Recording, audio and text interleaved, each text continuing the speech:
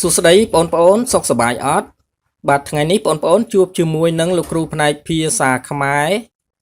បាទយើងសិក្សាពាក្យសូរដូចគ្នាតែន័យផ្សេងគ្នាបាទអត្ថន័យផ្សេងគ្នាអញ្ចឹងថ្ងៃនេះយើងសិក្សាពាក្យគៀងដែលយើងសរសេរកដាក់ស្រៈអៀនិងងយើងអានថាគៀងនិងពាក្យគៀងដែលយើងសរសេរក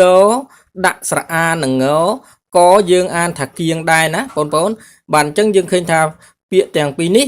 នៅពេលដែលយើងអានបញ្ចេញសូរសំឡេងគឺមានសូរសំឡេងដូចគ្នាណាសូរស័ព្ទដូចគ្នាបាទ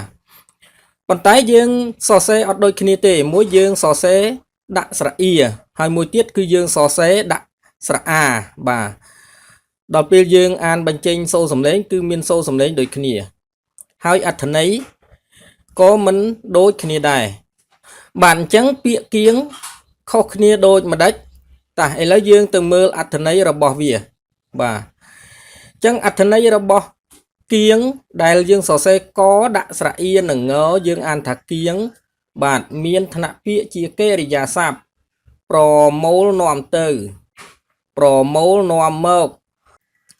ឧទាហរណ៍យើងគៀងគោគៀងទាគៀងមាន់គៀងជ្រូកជាដើមណាបងប្អូនបាទអញ្ចឹងយើងសរសេរកដាក់ស្រៈអៀនិងងណាយើងអត់សរសេរ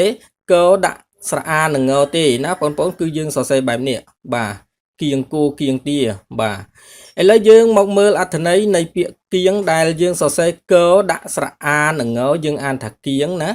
បាទមានឋានៈពាក្យជានាម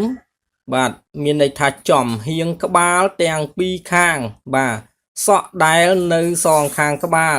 ឧទាហរណ៍យើងកាត់សក់ទុកខាងគៀងណាទុកគៀងបាទអញ្ចឹងគៀងដែលយើងសរសេរកដាក់ស្រៈអានិងងគឺមានន័យបែបនេះណាបងប្អូនបាទ